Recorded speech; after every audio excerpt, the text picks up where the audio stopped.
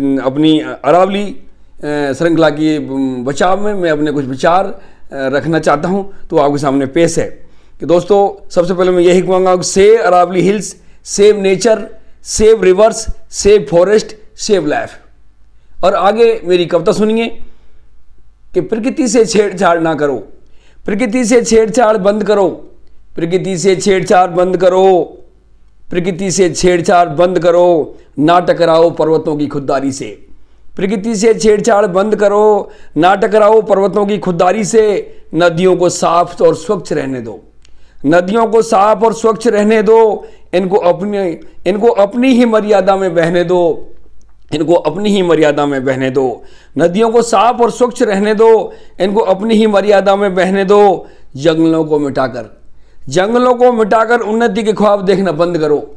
जंगलों को मिटाकर, पर्वतों को मिटाकर, नदियों को मिटाकर उन्नति के ख्वाब देखना बंद करो। जंगलों को मिटाकर, पर्वतों को मिटाकर, नदियों को मिटाकर उन्नति के ख्वाब देखना बंद करो। प्रकृति का सम्मान करो, प्रकृति का सम्मान करो।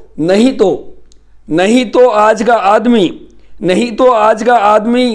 कल की दुनिया में रेत के धोरों में नरकंकाल की तरह पड़ा होगा। नहीं तो आज का आदमी कल की दुनिया में रेत के धोरों में नरकंकाल की तरह पड़ा होगा।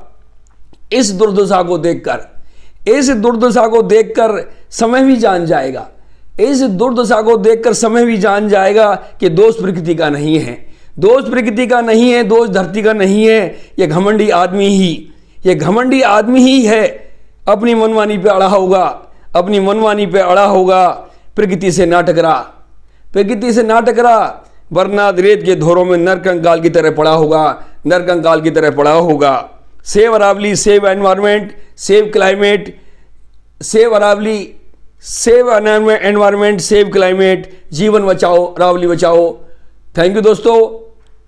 आप सभी से उम्मीद है कि आप जो है इस प्रकृति के संरक्षण में उतरोगे और आप जो है शांतिपूर्वक इस जो अभियान चल रहा है उसमें पूरी ताकत झोंकोगे और इसको हमारी अरावली पर्वत श्रृंखला को बचाओगे।